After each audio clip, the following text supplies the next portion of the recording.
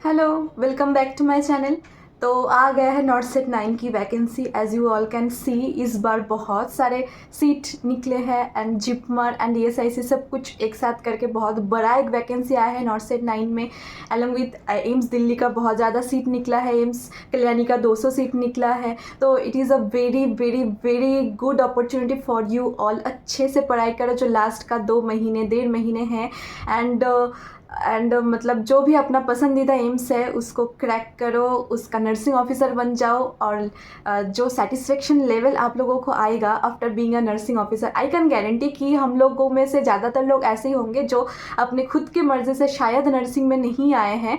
तो during like college year उतना भी सेटिस्फेक्शन नहीं रहा होगा, पर after becoming a nursing officer I can guarantee to you कि आप लोगों का सेटिस्फेक्शन लेवल यहाँ से यहाँ तक तो पहुँचेगा। तो बहुत अच्छे से जो 2 महीने हैं रिमेनिंग उसको काम में लगाओ और with flying colours NET set crack करो। It is a huge opportunity for you all because NET set 9 में आया है बहुत बड़ा वैकेंसी। तो एज कुछ लोगों ने मुझसे पूछे थे कि मेरा टाइम टेबल शेयर करने के लिए, मेरा लास्ट 2 महीने के टाइम टेबल आपके साथ शेयर करने के लिए मैं इस वीडियो बहुत शॉर्ट एंड क्रिस्प बना रही हूँ, ताकि आपके इस वीडियो देखने के बाद थोड़ा बहुत कुछ काम में आए और आप भी उस हिसाब से अपना टाइम टेबल मैनेज कर पाओ।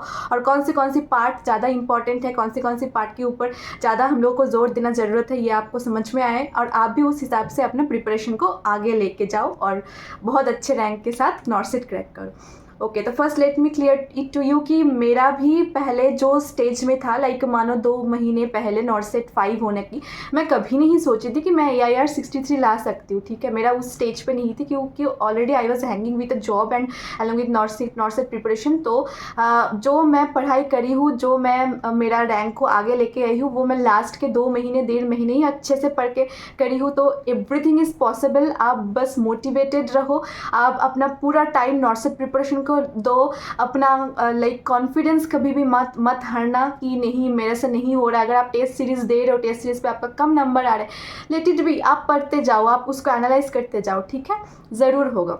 मैं पहले जो लोग full time not set preparation को दे रहे हैं उनके टाइम टेबल के बारे में बताऊंगी, क्योंकि मैं भी लास्ट के 1 महीने full time not set preparation को ही दी थी। मेरे पास था फुल 24 घंटा। अच्छा, अब आता है कि फुल 24 घंटे को कैसे यूज़ करना।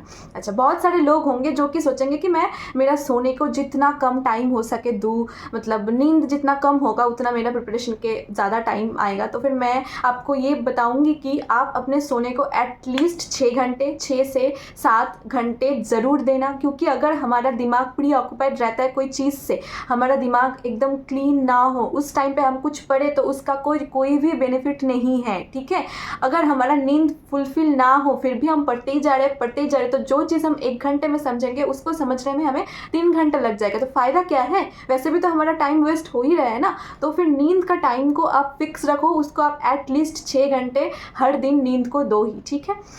अच्छा, और एक चीज़, जैसे अभी मैं बोलूँगी कि अगर मैं बोलूँ कि मैं मेरा टाइम टेबल में 4 घंटा पढ़ती थी एक टाना, ठीक है, और आप उस हिसाब से अपना टाइम टेबल रेडी कर लो। चाहे मेरा वीडियो ना भी देख के किसी और का वीडियो देख के भी आपने अपना जो टू डू लिस्ट है कल के लिए उसमें रेडी करो कि आप 4 घंटा एट अ स्पैन पढ़ोगे। ठीक है, पर 3 घंटे के बाद आप जब पढ़ रहे हो उस टाइम पर आपका दिमाग में कुछ नहीं घुस रहा, आपका दिमाग सैचुरेटेड हो गया है, पर आप पढ़ते जा रहे हो, आप ऐसे ऐसे करके पढ़ते ही जा रहे हो, क्योंकि आपके पास लिखा हुआ कि आपको 4 घंटा पढ़ना है। ये चीज़ भी कभी मत करना, चाहे आप जहाँ भी जो भी सोर्स देख के टाइम टेबल बना रहे हो, सबका अलग अलग कैपेसिटी होता है। ठीक है, अगर आप वो कैपेसिटी देख के उसी के हिसाब से 4 घंटा टाना पढ़ना चाह रहे हो, पर आपसे नहीं हो रहा है 3 घंटे के बाद, तो आपको वो 1 घंटा क्यों लाइक वेस्ट करना। उस टाइम पे आप थोड़ा सा घूम फिर के लो, फिर माइंड को फ्रेश कर लो, फिर से पढ़ने में, तो फिर आप टाना उससे भी ज़्यादा पढ़ लोगे, है ना। ऐसे आप लोगों को अपना टाइम टेबल खुद के हिसाब से, खुद के कैपेसिटी के हिसाब से अरेंज करना है। मैं बस एक डेमो टाइम टेबल आपके साथ शेयर करूंगी कि कैसे कैसे आपको सेट करना चाहिए, कोई भी माइनर सब्जेक्ट, कोई भी मेजर सब्जेक्ट, कोई रिवीजन या फिर टेस्ट सीरीज कैसे देना चाहिए, ताकि उस हिसाब से आपको कुछ गाइडेंस मिले। ठीक है। अच्छा, जैसे कि I was never an early rising person, तो मैं ज़्यादा से ज़्यादा लाइक 6:30 बजे पढ़ने बैठ जाती थी। ऐसे मानो 6 बजे उठ के फिर मैं फ्रेश वगैरह होके 6:30 बजे पढ़ने बैठ जाती थी। अगर आप चाहो कि अगर आप मानो आप अर्ली राइजिंग पर्सन हो, अर्ली राइजर हो, तो फिर आप उससे भी पहले उठ सकते हो। That is well and good for you, because जो सुबह का टाइमिंग है ना, मैं रियलाइज़ करी हूँ ड्यूरिंग माई प्रिपरेशन फेज की उस टाइम पे सब कुछ शांत रहता है, आसपास की सूरज भी नहीं उठता, उस टाइम पे बहुत लाइक डिस्ट्रैक्शंस कम होता है। उस टाइम पे अगर आप कुछ चीज़ पढ़ रहे हो ना, वो आपके दिमाग में अच्छे से घुस जाता है। तो अगर आप चाह रहे हो कि आपका जो दिन है वो आप 5 बजे से स्टार्ट कर पाओ या फिर 5:30 बजे, जो भी है आप अपने मर्जी से उसको सेट कर लेना, ठीक है। मैं पढ़ने बैठती थी ऐसे मानो 6:30 बजे। अब मैं 6:30 बजे से मानो 10:30 बजे तक 4 घंटा उस टाइम पे मैं एक टाना पढ़ने लग जाती थी। अब उस टाइम पे मैंने ऑलरेडी शेयर करके रखी हूँ कि दिमाग पूरा शांत होता है। उस टाइम पे आप जो भी पढ़ो बहुत अच्छे से दिमाग में घुसता है। तो उस टाइम पे जो भी चीज़ है, जैसे कि कोई भी मेजर सब्जेक्ट उठा लो, उसका थ्योरी पोर्शन या फिर जो ऑलरेडी जो नोट आप बना के रखे हो वो आप पढ़ो, अच्छे से पढ़ो, थ्योरी को अच्छे से कंप्लीट करो। या फिर जो भी चीज़ नया चीज़ अगर आपको कुछ पढ़ना है, अगर आपने पहले से लाइक करके रखो कि मुझे आज ये चीज़ कंप्लीट करना है, तो जो टफ चीज़ है, जो लाइक नया चीज़ है, वो आप ये 4 घंटे में ख़त्म करो, अच्छे से ख़त्म करो। नोट बनाओ, उसका अच्छे से पढ़ो, उसका लाइक अगर एक बार में समझ में नहीं आ रहा है तो 2 बार में पढ़ो। अगर आपको लग रहा है कि एक छोटा सा टॉपिक आपने उठा लिया, 2 टॉपिक कवर हो जाएगा इस टाइम स्पैन में, तो 2 टॉपिक पढ़ो। जो भी है अपना टाइम स्पैन लिमिट रख के, मतलब जितना भी आपके दिमाग में घुस रहा है, as I have already mention कि कैपेसिटी के बाहर जा रहा है तो फिर वहीं पे स्टॉप कर दो। पर जितना टाइम देख रहे हो कि मैं दे पा रही हूँ उतना आप दो उस 3 से 4 घंटे को। और जो टफ चीज़ है वो टफ चीज़ आप कवर करो उस टाइम पे, ठीक है। 10:30 बजे उठ के मैं थोड़ा सा ब्रेकफास्ट वगैरह करती थी। हाँ, मैं थोड़ा लेट ब्रेकफास्ट करती थी। अगर आपको ब्रेकफास्ट लाइक कुछ हल्का फुल्का खा के फिर बैठना है तो आप उस हिसाब से कर लेना। पर मैं उस टाइम पे उठ के फिर थोड़ा ब्रेकफास्ट करती थी, घूमती फिरती थी, फिर मैं फिर से पढ़ने बैठ जाती थी ऐसे मानो 12 बजे, ठीक है। अच्छा, मेरा गैप भी बहुत तगड़ा खासा था। ऐसा नहीं कि मैं लाइक पढ़ के बैठ के उठ के थोड़ा 10 मिनट घूम के फिर पढ़ने बैठ जाती थी, क्योंकि उससे ना मेरे को दिमाग में थोड़ा सा वो शांति मिलता था। मैं अगर आप फिर से कुछ करना चाहूँ तो वो मेरे से होता था, ठीक है। अब मैं मानो 12 बजे से 3 बजे तक पढ़ती थी, ठीक है। 12 बजे से 3 बजे तक क्या पढ़ती थी मैं, जो मैं ऑलरेडी टॉपिक कवर करके रखी हूँ मेजर सब्जेक्ट की, उसका ही रेस्पेक्टिव MCQ जो प्रीवियस ईयर में आ रखे हैं उसको मैं सॉल्व करती थी। या फिर लाइक उसका ही कुछ डिफरेंट बुक से अगर आपको पढ़ना है उसका कोई पार्ट, उसको एक साथ मैं नोट डाउन करती थी। या फिर प्रीवियस ईयर बोलो या फिर कोई भी MCQ जब मैं सॉल्व कर रही हूँ उस पार्टिकुलर टॉपिक की, मुझे कोई MCQ ऐसा लग रहा है कि वो वाला MCQ थोड़ा सा हटके है, वो वाला MCQ थोड़ा सा ऐसा वाला है कि मुझे आगे जाके भी गलत हो सकता है, तो फिर वो वाला MCQ भी मैं मेरा नोटबुक में ऐड करती थी। मतलब उसी जो मैंने टॉपिक पढ़ रखी है, चाहे एक टॉपिक हो, 2 टॉपिक हो, जो जितना भी मैं थ्योरी पोर्शन वो 4 घंटे में कवर कर रखी है, 1 टॉपिक 2 टॉपिक 3 टॉपिक जितना भी, उसका रेस्पेक्टिव MCQ मैं इसी 3 घंटे में कवर करती थी, ठीक है।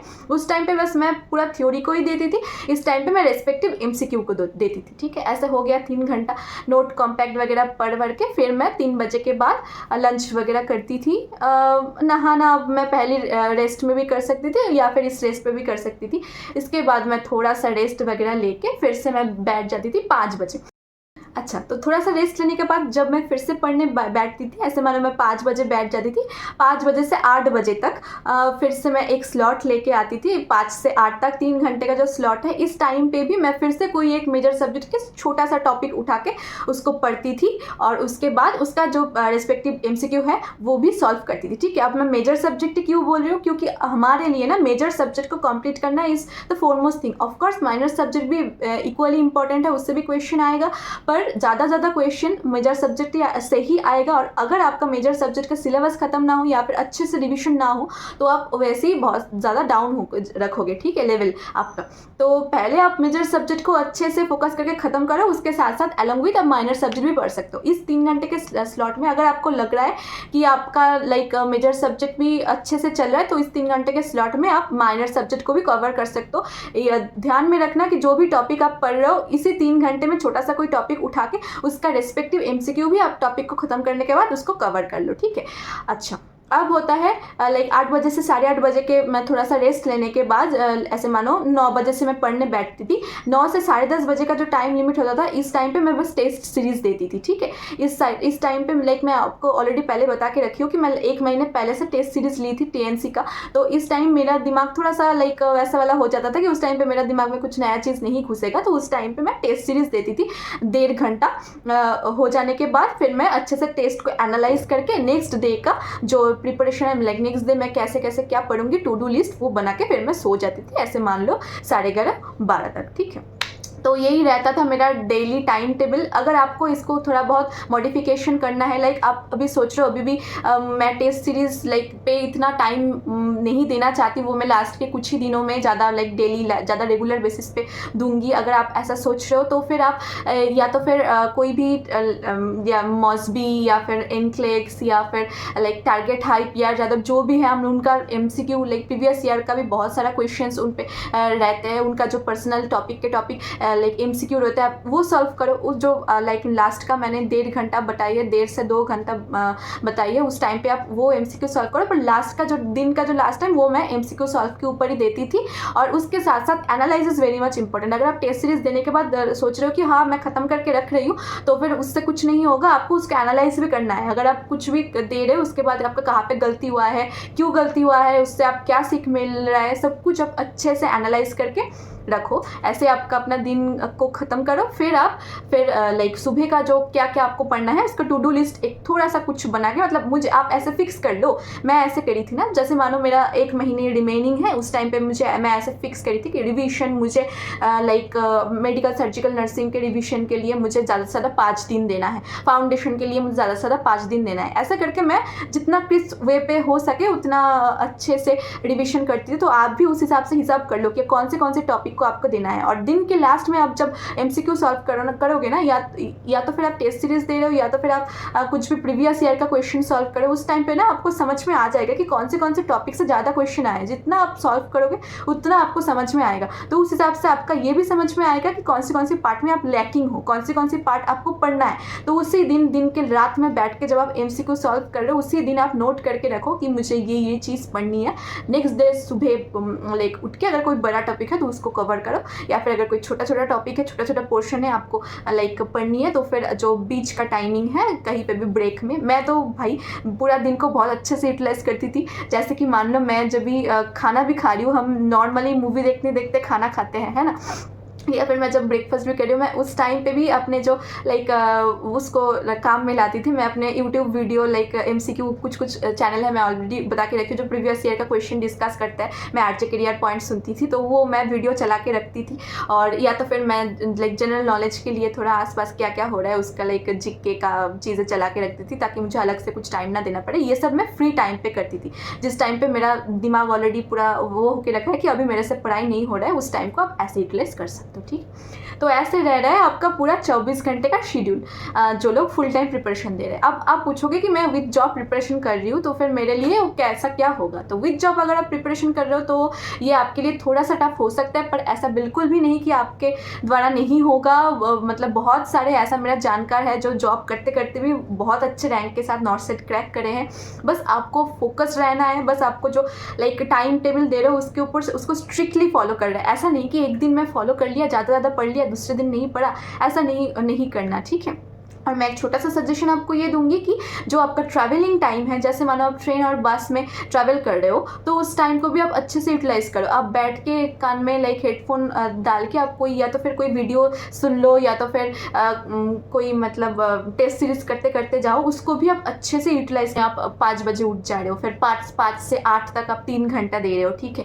फिर उसके बाद आप तैयार होकर निकल जा रहे हो आपके जॉब के लिए। मैं ऐसे 9 to 5 के हिसाब से बोल रही हूँ आपको, क्योंकि मैं भी 9 to 5 प्रिपरेशन लेती थी। 9 to 5 जॉब करने के बाद साथ प्रिपरेशन लेती थी पिछले कुछ महीने में। अच्छा, फिर उसके साथ ड्यूरिंग द जर्नी भी आप थोड़ा देख रहे हो। फिर अपना जॉब प्लेस में भी अगर आपको थोड़ा बहुत ब्रेक मिल जाए, उस टाइम पे भी आप कुछ लाइक वीडियोस वगैरह देख रहे हो या फिर कुछ पढ़ रहे हो, पर as I have already mention कि डिस्ट्रैक्शंस बहुत ज़्यादा होता है, फिर भी जितना आप उसको मतलब रिजॉल्व कर पाओगे उतना ही आपके लिए बेनिफिशियल। फिर आप फिर से घर आ जाओ, ट्रैवलिंग की टाइम पे थोड़ा थोड़ा पढ़ के फिर आप थोड़ा सा रेस्ट लेके, ऐसे मानो आधा घंटा 1 घंटा रेस्ट लेके फिर से आप पढ़ने बैठ जाओ 6 बजे से, या फिर जितना भी आपको टाइम मिले 7 से 11 तक पढ़ो, वो 4 घंटे को अच्छे से यूटिलाइज करो। फिर आप थोड़ा बहुत कुछ लाइक MCQ एनालाइज करो, या फिर MCQ दो के आप सो जाओ रात को, फिर अच्छे से थोड़ा जितना नींद हो पाए लेके फिर से अपना दिन शुरुआत करो। और to do list is very important, like क्या करना है मुझे नेक्स्ट डे। तो ऐसे आप अपना दिन को ऐसे सजा के, ऐसे यूटिलाइज़ करके आप जो रिमेनिंग 2 महीने हैं उसमें बहुत कुछ कर सकते हो। मैं पहले भी बता के रखी हूँ कि लाइक मैं कभी भी ये एक्सपेक्ट नहीं करी थी कि मेरा इतना अच्छा रैंक आएगा। अगर मैं भी ला सकती हूँ तो आप भी आसानी से ला सकते हो, क्योंकि टेस्ट सीरीज़ में भी मेरा पहले इतना अच्छा रैंक नहीं आता था, हालांकि लास्ट में आते थे।